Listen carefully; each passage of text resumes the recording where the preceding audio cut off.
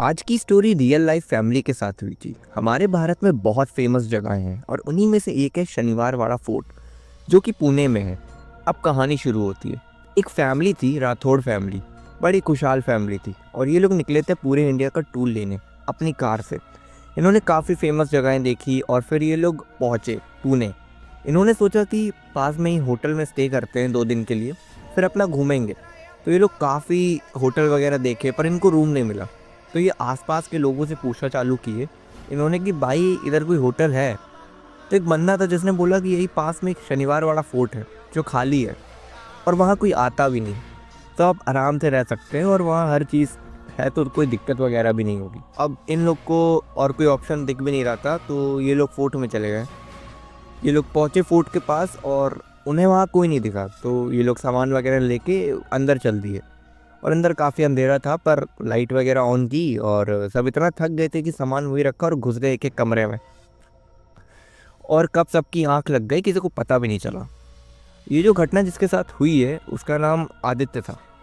वो रात में अचानक से एक आवाज़ सुनकर आदित्य की आंख खुली और उसे प्यास भी लगी थी, तो उसे पानी भी चाहिए था। वो बाहर गया और पानी ढूंढने लगा और उसे कॉन्टीन्यूसली एक आवाज़ सुनाई दे रही थी जो वो इग्नोर कर रहा था। पर अब उसका दिमाग ख़राब हो रहा था। वो उस आवाज़ के पास गया कि आ कहाँ से रही है। काफ़ी अंधेरा था तो कुछ सही से दिख नहीं रहा था, पर इसको एक परछाई दिखी, एक बच्चे की परछाई। और इसको प्रॉपर दिख रहा था कि वहाँ एक बच्चा है। उसे आवाज़ देने लगा, फिर वो अचानक से गायब हो गया। आदित्य को लगा कि वो काफ़ी थक गया है, इसलिए वो हेलुसिनेट कर रहा है। और आदित्य ने ये सब चीज़ों को अनदेखा किया और वाटर बॉटल ले ली। वो ऊपर जाने ही लगता है और उसी समय आदित्य की मम्मी इतनी तेज़ी से चीखती हैं कि वो दौड़कर अपने मम्मी पापा के रूम तक पहुंचता है। वो देखता है कि हल्का सा दरवाज़ा खुला हुआ है और वहाँ से एक सफ़ेद सी रोशनी आ रही है। वो जल्दी अंदर गया तो उसने देखा कि उसके मम्मी पापा तो सो ही रहे हैं। फिर उसे थोड़ा अजीब लगा कि यहाँ पे तो एक रोशनी आ रही थी लेकिन अब वो है ही नहीं। फिर वो पीछे जैसे ही मुड़ा, उसके सामने से कोई तेज से भागता हुआ गया। अब आदित्य को थोड़ा थोड़ा अजीब लगा और वो बस बिना देखे अपने कमरे के अंदर गया, ब्लैंकेट ओढ़ा और सोने चला गया। लेकिन आदित्य के साथ उस रूम में उसकी एक छोटी बहन भी सो रही थी और उसी समय हंसने की आवाज़ आती है। आदित्य ने रजाई से अपना चेहरा हटाया और उसने देखा कि उसकी छोटी बहन उसे आंखें फाड़ कर देख रही थी और एक भयानक सी स्माइल दे रही थी। आदित्य की ये सब देख के फट सी गई थी और वो वहीं बेहोश सा हो गया। लेकिन जब थोड़े समय के बाद उसकी आँख खुली, फिर उसने देखा ठीक उसके सर के ऊपर एक लड़की लटक रही होती है और उसकी आंखें ऐसे देख रही है, वो आदित्य को ही देख रही है। आदित्य तेज से चिल्लाया, उसके घर वाले आ गए।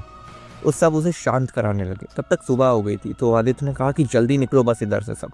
उसकी बात मान के वहाँ से निकल गए सब। तभी रास्ते में उन्हें एक चाय की टपरी दिखी। वो वहाँ चाय पीने के लिए रुके।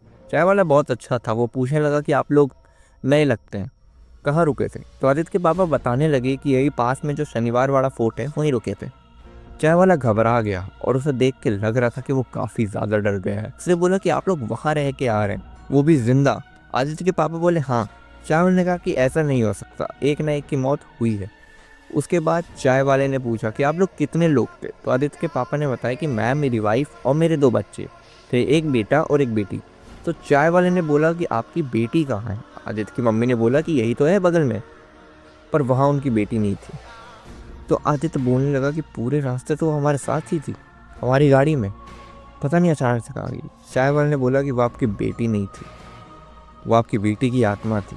और फिर चाय वाले ने बताना शुरू किया कि इस राजमहल का एक श्राप है।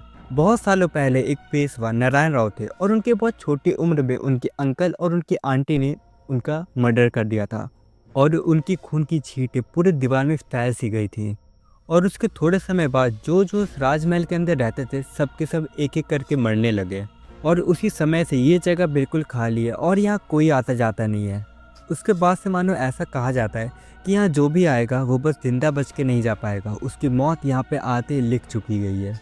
लेकिन आदित्य के पापा इस स्टोरी से ज़्यादा अपने बेटे को लेकर परेशान थे। वो जल्दी गाड़ी लेके उस फोर्ट की तरफ जाने लगे और उसी समय चाय वाले ने बोला, साहब ऐसे मत जाओ, थोड़े और लोगों को लेके जाओ वरना आप भी शायद जिंदा वापस नहीं आ पाओगे। ये सुन के थोड़े और लोग गए और फिर उनको वहाँ उनकी बेटी की सिर्फ लाश मिली। काफ़ी रोने वाला माहौल था। हाँ, एक और चीज़, जब आदित्य सपने में एक लाश को देखता है वो उसका चेहरा तो नहीं देख पाता है, लेकिन असल में वो उसकी छोटी बहनी थी जिसने उसे जगाया। और वो उसी चीज़ के कारण सेफ निकल पाया। अब इस बात को काफ़ी समय हो गया और ये फैमिली काफ़ी ज़्यादा स्टेबल है। और हाँ, अगर आपको ये स्टोरी अच्छी लगी तो चैनल को सब कर देना।